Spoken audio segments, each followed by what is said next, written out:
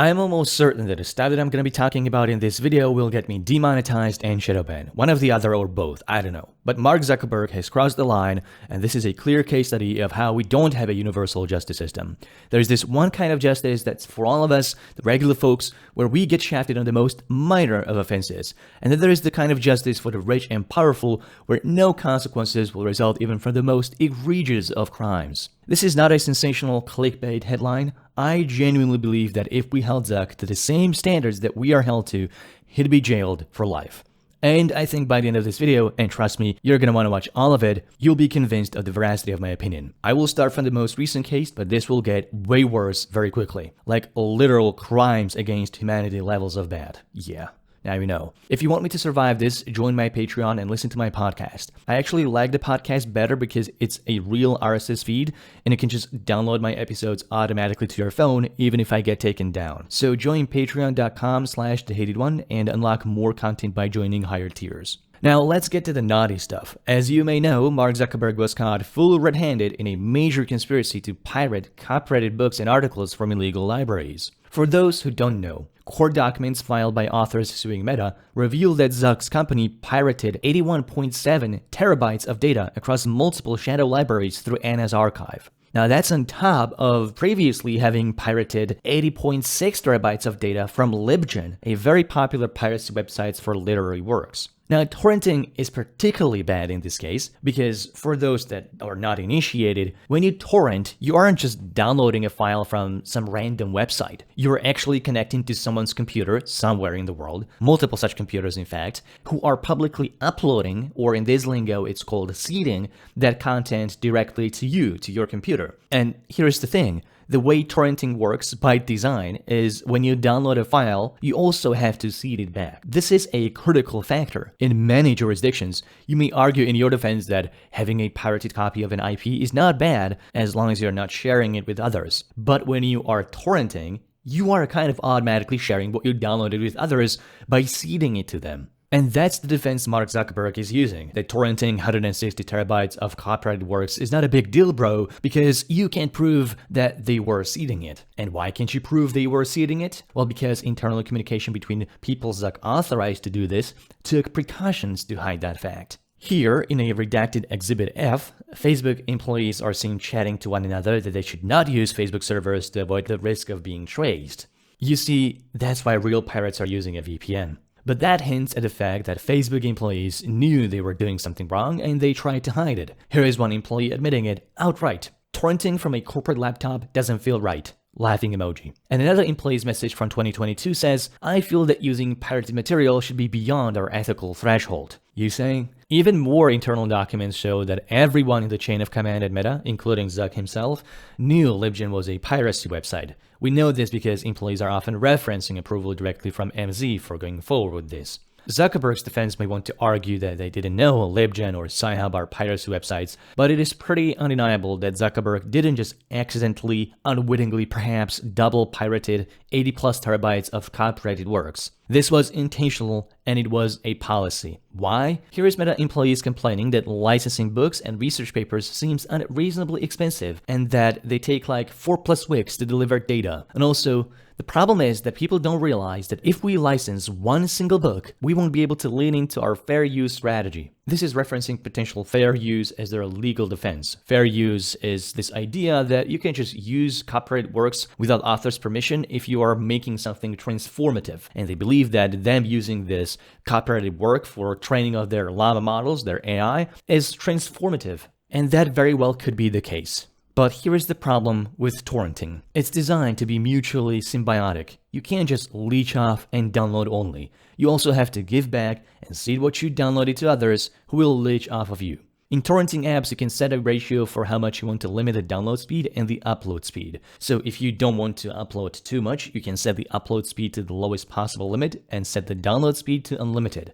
As a result, you'll leech much more than you'll seed back. The problem with this is that many torrents won't let you do away with such an unfair ratio and will throttle you down. And therein lies the shitfuckery. Mark Zuckerberg almost definitely seeded. One of Meta's executives had a Freudian slip about this in a testimony where he said, Meta modified the config settings so that the smallest amount of seeding possible could occur. And that, ladies and gentlemen, is how you get an admission. And you did it with a hammer, right? Of course not, I'm not a murderer, I used a knife. Now, stealing 160 terabytes of content is bad, but how bad is it? Well, let's compare it to a preceding example. In 2011, a computer programmer named Aaron Swartz was arrested for downloading books from JSTOR, a paywalled library of academic journals and research papers. Aaron Swartz used the MIT network he had access to just like anyone else visiting, teaching, or studying at MIT, where anyone at the campus could access JSTOR for free. Now, Aaron Swartz wrote a script to download a large number of papers from JSTOR at once, 4.8 million articles and documents to be more precise. JSTOR noticed the suspicious activity, noticed the IP address came from MIT, and this eventually escalated into MIT briefly losing access to JSTOR. Swartz was caught and got arrested by MIT police and the Secret Service.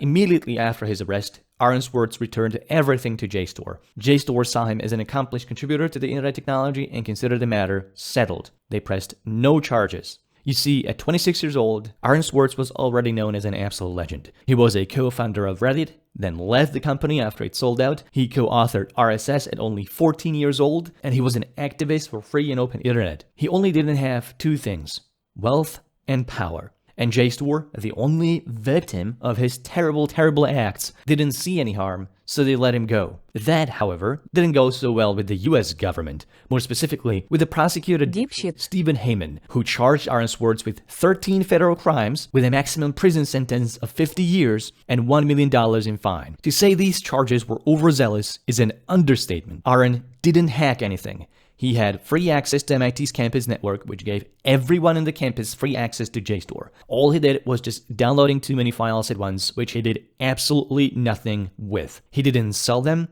he didn't share them anywhere. In fact, he wasn't entirely sure why he did it in the first place. And we'll never know, because as you might have noticed, I've been describing Aaron Swartz in the past tense. The 2 years of Nixonian level of prosecution eventually led to him taking his own life on January 11, 2013. All of that for barely 80 gigabytes of data for a matter that was settled without neither JSTOR nor MIT pressing any charges. If it wasn't for the prosecutor, Aaron might still be alive.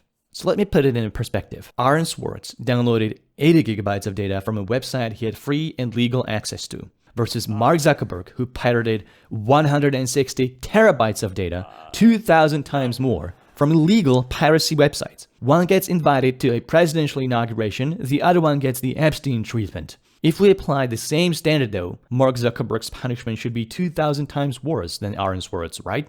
Or at least a little bit worse, right? This is in memory of Aaron Swartz. This dude was an absolute legend. His story exposes the utter sham of our entire socio-political establishment.